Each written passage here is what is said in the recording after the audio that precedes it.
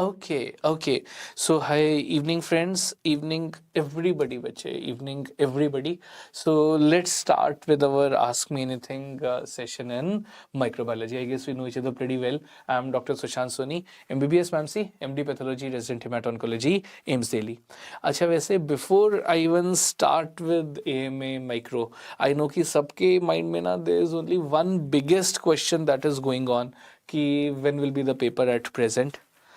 नहीं पता, सच में नहीं पता, because and I strongly believe in this that when nothing is sure, everything is possible.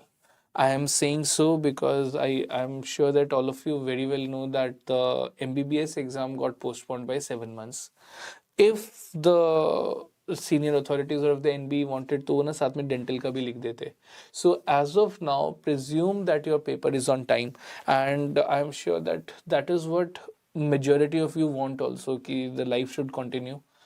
Paper should occur on time. We should give the paper on time and join in, because जैसे ही इतना delay आएगा ना, we will get into a laid back relaxed mode. We don't want that to happen. So let us pray for good things in life and be a robot, that is sit, study, sleep. 3 S's to be followed. Do not overthink on anything. Keep on working. Now, with respect to microbiology, which I got 2-3 queries. One of the questions that majority of the students had asked me was with respect to the antigen-antibody interactions. Ki sir, how will the questions be framed with respect to antigen-antibody interactions? So let us have a look at our first question. Now, examiner can certainly give something like this. देखो, a microbiologist performed double diffusion in one dimension type of gel precipitation as is shown. This is how the examiner will give you questions from antigen antibody reactions. They have not asked this in previous 1.5 year, but chances of this being asked in your exam are extremely high. There is double diffusion. That means the antigen is coming down. See, this is plain agar.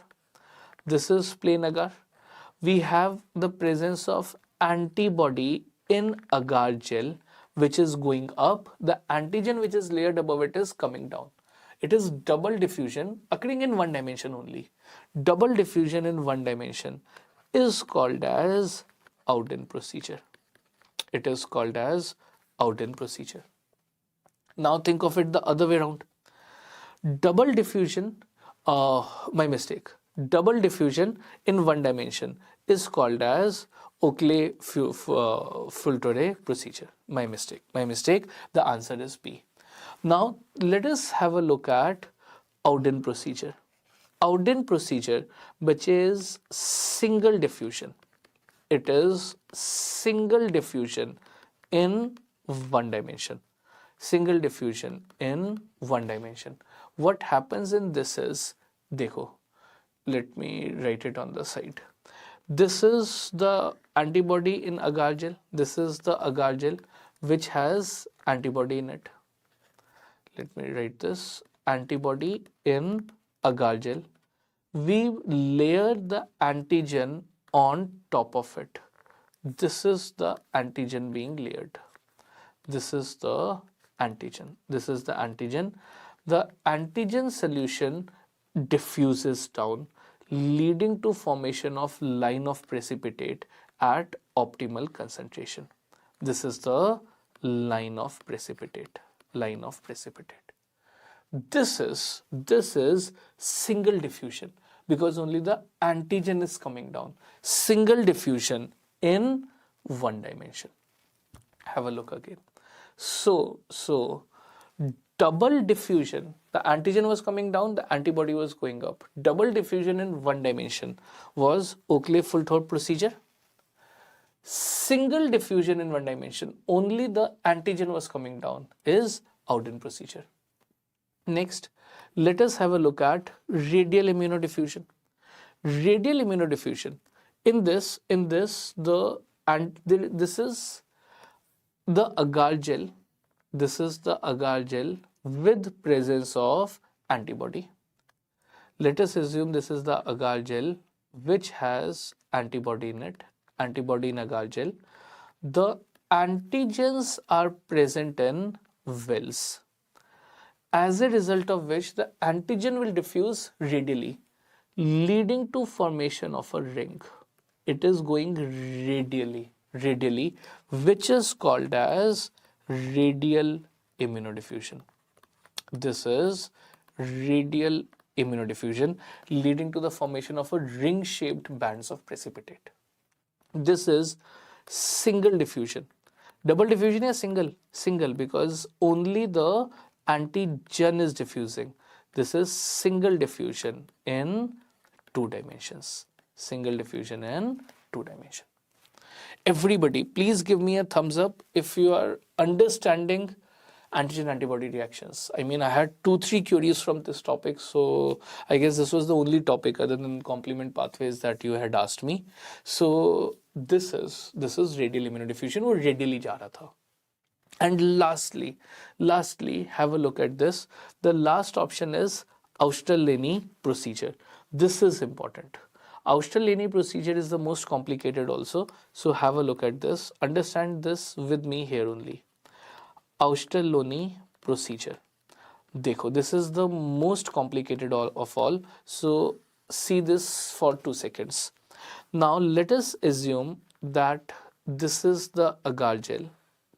This is the agar gel in which we have the presence of anti-serum in the central well.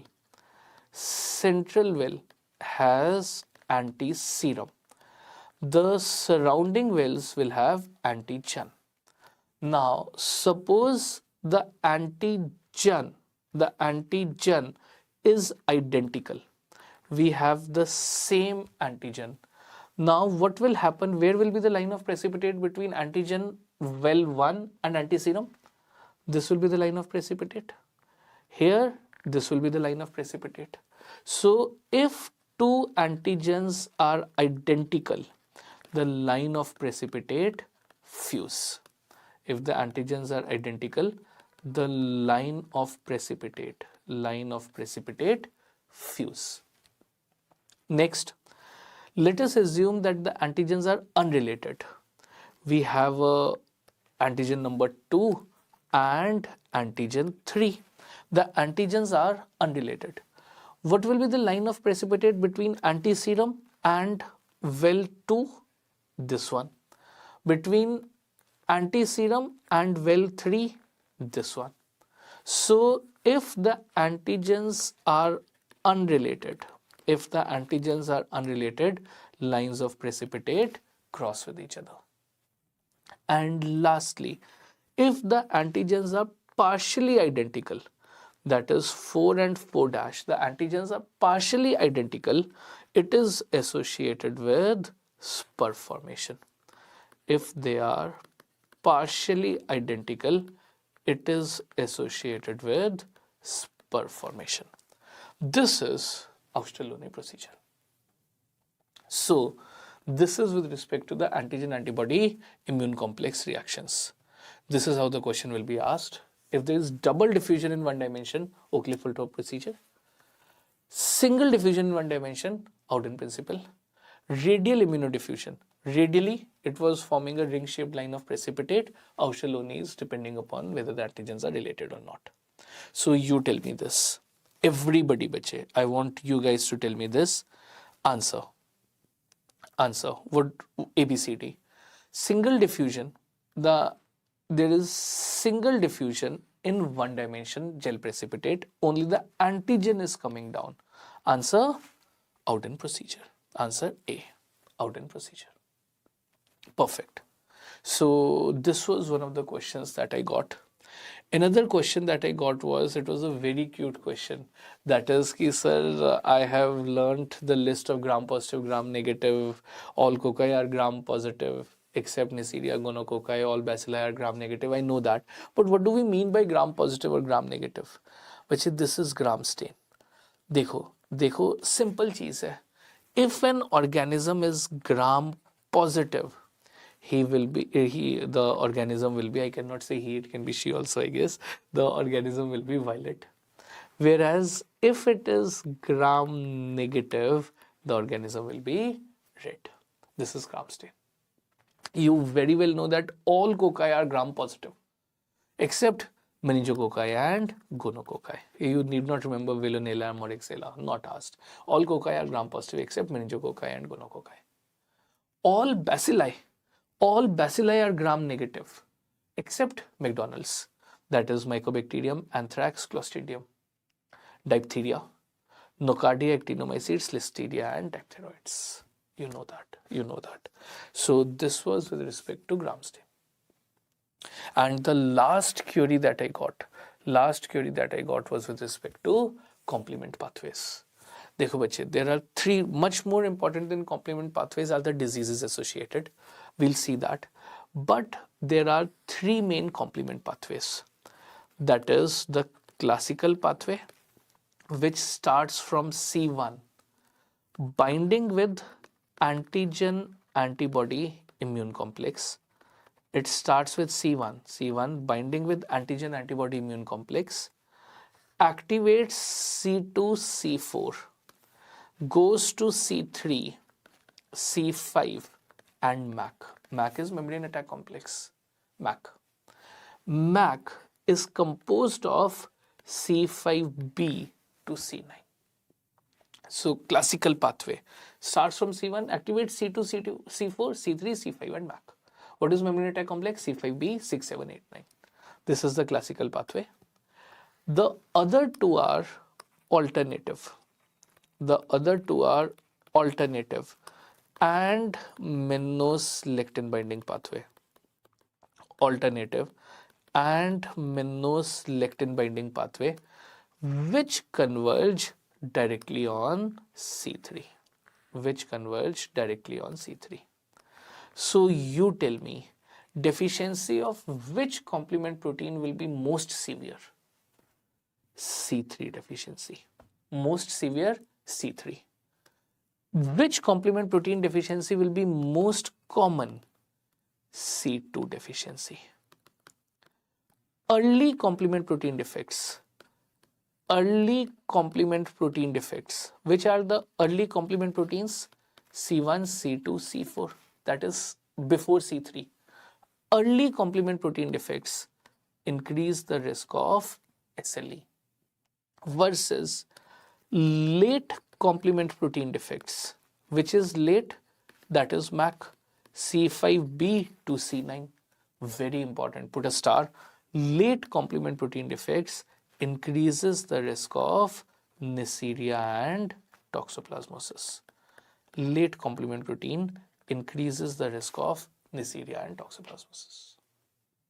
Next, C1 esterase inhibitor deficiency. Again put a star. C1 esterase inhibitor deficiency causes hereditary angioneurotic edema. It's a rare disorder but has been asked once or twice, so you need to know this. Causes hereditary angioneurotic edema. First class. So much more important than complement pathways were the diseases associated. You already know the role of complement proteins.